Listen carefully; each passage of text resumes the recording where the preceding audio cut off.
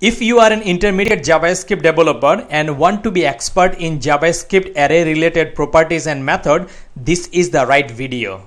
Now if you ask me what the heck is an array, then I will recommend you to stop this video and crush some real candy or help yourself. Now let's go to developer tool of a website, and if you want to create an array, you just can simply call the constructor new array, and you can alternatively pass a number that will create an array with 10 empty elements. And if you have some initial elements, you can comma separate those, and in that case array would be created with those elements. But the best way of creating an array is just to put them in angle bracket. And if you have some initial elements, you can put them in comma separation and you will get your array like this. So number one suggestion, don't just insert any elements by a random index. For example, if I want to some elements at the position 69, this will create a hole in the array 65 undefined elements. If you want to insert anything to this array, you use an index. But you have to remember this index has to be a positive integer number. If you use something like negative number, this will not return you anything. Or if you use some fraction number 2.5 or some text here, for example, you can use some string like dude and you can set the value here that JS dude, and you can see that if you go to the array, you will not see any of the value you pass inside the array. So the question is, where all this gone? If you use this dir and pass your array here, then you will expand this and you will see -7, 2.5 and dude. So what the heck is this? This actually the properties but not an element of the array. And if you run a for loop, you will not see it. So number two, if you want to use something like 2.5, -7 or string, you should use a JavaScript object other than array. If you want to insert elements to an array, you can use the method. And number 3 point is you can insert more than one elements at the same time. For example, if you have like twin babies or 3 twin babies, you can insert all together and the push method will return the updated length of the array. And if you check your family, you have all the members at the same time. Now if you want to insert any element in the front or left side of an array, you can use this method called unshift, and you can pass, for example, your dad got really a cool girlfriend and she got the most priority of the family. You can see she is inserted in front of everyone. But because of this cool girlfriend, your dad might lose all the money and you guys have to live with your grandpa. So you can definitely unshift more than one elements at the same time. For example, now you have grandpa and grandma, and if you unshift all of them, the unshift method returns the length of the new array, and you can check all the members of your family here. Now remember your big fat family, and if you want to know how many members in the family, you can call the length and that will return you number 6. But for some reason, if you want to set the length to a number lower than the actual length, for example, you want to set number 2, this will actually get rid all the members after this length. If you set number 2 and you check the family, you see that your grandpa and grandma kicked out all of you from the house. Now if you do the other thing, that set the length to a higher number than the actual length, you will see that your family have a lot of undefined or ghost in the family. So number 6, be careful if you are setting the length of an array. If I want to find anything in an array, I can simply use indexOf or last indexOf. This is very simple, but we have to be careful that indexOf is type sensitive. So if I do something like this, though they look similar, JavaScript will not find it. But in JavaScript, you can prove that 3 is equals to 3. So you have to remember that indexOf is type sensitive. This problem is even bigger when I have an array of object here and I want to find the index of B2. When I execute this one, JavaScript will not find it, because though these two objects look similar, has same property and same value, but they are two instances of object.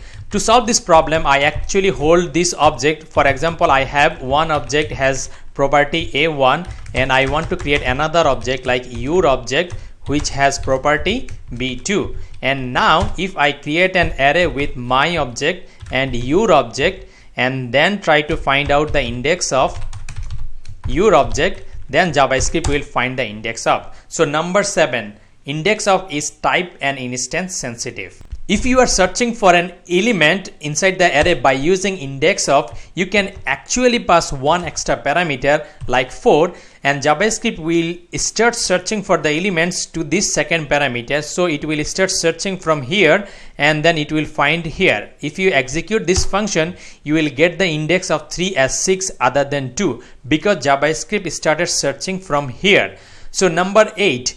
IndexOf or last IndexOf can take one extra parameter and you can tell JavaScript from where it should start searching. If you want to slice down an array, you can definitely use JavaScript slice function and it will take one parameter from where you want to slice, and slice returns the rest of the elements it sliced, but slice never change your original array. Slice can take one extra parameter. If you pass 4, then it will slice from the index 2 and will slice up to 4. So if you do that, it will return summer and fall, but it never changes your original array. Splice is another useful method for array, and if you use splice and pass a parameter, the first parameter will tell from where it should remove elements and it will return the removed elements. For example, it starts 2, so it will remove all these 4 elements, and if you look into the original array, you would be very unhappy because you only have 2 girlfriends left. If we reset your list of girlfriend and we want to do splice again, splice takes second parameter and that will do how many elements would be removed from the original array. If you do that, now it starts in the index 2 and remove just 2. If you look into the array, you will see that 4 girlfriends remaining. If we reset your girlfriend list again and we want to do little more with splice, and you pass the first parameter 2, second parameter 2, and you can pass as many elements here. For example, you want to pass like Texas girlfriend, you can want to pass like Florida girlfriend, and you have someone else maybe in Hawaii, and you pass all this one to this array. What it does, it goes here, it removes these 2, and instead of these 2, it inserts all the rest of the elements you are passing to the array. Now if you look into your original array, you'd be very happy because now you have 3 new girlfriends over there. So splice is very useful, but you have to be careful because it actually creates a new array and it has a performance hit. JavaScript has a built-in delete keyword. You might be interested to delete any of the elements of your array. For example, if you want to remove the 4th element, you will be happy because it returns true. But if you look into the array, you will see there is a hole in array. It actually replaces the elements by undefined. Even if you check the length of the array, the length doesn't change if you delete any elements. So number 10, don't use delete keyword. If you want to remove any element, use splice. JavaScript have built in 5 methods which is very useful. First one is forEach, second one is map, third one is filter, fourth one is sum, and last one is every. All of these method has pretty much similar structure to use. For example, if I have an array I want to use for each method, I have to pass a callback function, and I can alternatively pass an object that would be used as the value of this. We will focus on the callback function, and the structure of the callback function is exactly similar for all of these 5 methods. The first one is the element itself, second one is the index, third one is the array itself. And in case of forEach, callback function would be executed for every single element of the array. If I do like console log in the elements, what it will do, it will console all the elements you have. And I can do console log the index, then the index of all the elements would be consoled, and the last one I can console the array itself. So every single time it will console the full array. Second one is map. Map actually returns an array. So whatever you do here, it will create a new array and return it. For example, if I just multiply the element with the element, it will return an array that would be multiplied each element with itself. Third one is filter. So filter actually take a condition, and for example you want to find all the elements greater than 2, and if the condition is satisfied by the elements, that will be returned. For example 3 and 4 is greater than 2. Fourth one is sum. Sum will also take a condition and will check whether at least one of the elements in the array satisfied this condition. 3 is greater than 2, so it returns true. But if you have like condition like elements greater than 6, none of the elements satisfies this condition, that's why it returns false. Last one is every check whether the condition is satisfied by every single elements of the array. For example, here 1 and 2 is not greater than 2, so it returns false. But if you do something like element greater than 0, then every single element satisfies this condition. For all these 5 functions, you can definitely pass a callback function, but number 10 is you can pass built-in function as well. If you want to filter this array and only want to get the truthy values, you can pass built-in boolean function, and if you do this, it will return you only the truthy values. That means it will exclude 0, empty string, or the false. In JavaScript, array is actually instance of an object. So if you want to check type of an array, this is actually object, and definitely type of an object would be an object. So number 11, if you want to check something is an array, you can use Array.isArray and pass whatever you want to check. An object is not array, but if you pass actual array, that would be an array. JavaScript has another useful function. This is called reduce, and this is actually similar to the 5 function we talked about, but it has one additional sum and element, index, and the array itself. It actually remembers the value of sum, and you can return the sum of all the elements here. So if you do sum plus el, it will return you the sum of all the elements here, and additionally you can pass an initial summation, for example 100. So what it will do, it will use 100 and add all of the elements to it. Reduce becomes very useful. For example, if you want to know the actual length of this array when you have a lot of undefined array, you can pass the callback function here, and it can have multiple parameters. You can do like len and all this if you need to, and all you need to do, you just return when you find an elements, that would be len plus 1, and you have to pass the initial sum or the length. In that case, you will get the actual count or length as 2, and it will ignore all the empty or undefined elements in the array. If you have a function called foo, and all you want to do, you want to play with the arguments passed to this function, you can do like console.log, and you can log all the arguments. If you are interested to see how many arguments was passed, you can do arguments.length, and even if you want to see any particular elements of the arguments, you can do arguments and pass the index 1.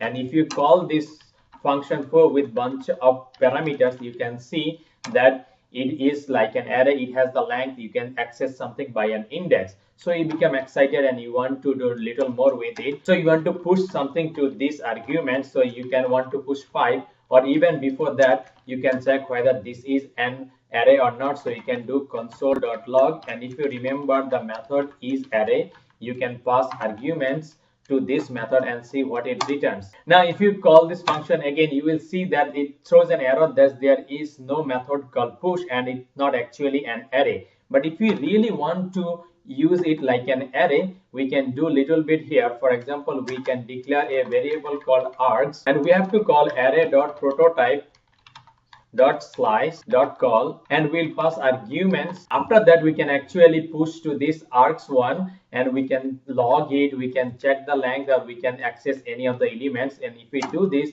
and call this foo1, now you have the 5 inserted to the args, and you can check the length or access by index. So if you want to convert any array like object to an array, you just have to call the slice method in the array.prototype. If you have a string called that.js, and a string looks like an array, you can have indexOf, you can have last indexOf, you can access by index, but it is not an array. You cannot have push pop, and string is immutable. This will throw an error. But actually, you can use some of the method in an array. You can call the filter function, and you can pass the string you want to, and the function, if you remember, the first parameter was the element, second was the index, and if you ignore the third one, for example, if I want to just return the index when it is greater than 7, I can get the dude. Now let's do a quick summary. If you want to create an array, the best way of creating array, just angle bracket, and you can pass some of the initial elements to it. If you want to set some elements by an index, only use positive integer number. But if you want to insert some element, you can use push, and push can insert more than one element at the same time. And similarly, unshift can take more than one element at the same time. You can definitely check the length, but don't just blindly set the length to any random number. It will change your array completely. And if you use index, remember index will check the type and instance of the object. For indexOf, you can pass one extra parameter to tell from where JavaScript should start searching for the element. To be master in JavaScript array, you have to understand the slice and the splice method. If you want to delete something from the array, don't just call the delete method. It will create a hole inside the array. Rather, use splice. And if you want to check something is an array, you can call the Array.isArray and pass the thing you want to test to this. And if you want to convert some array-like object to an array, you can use Array.prototype.slice.call and pass the array-like object towards it.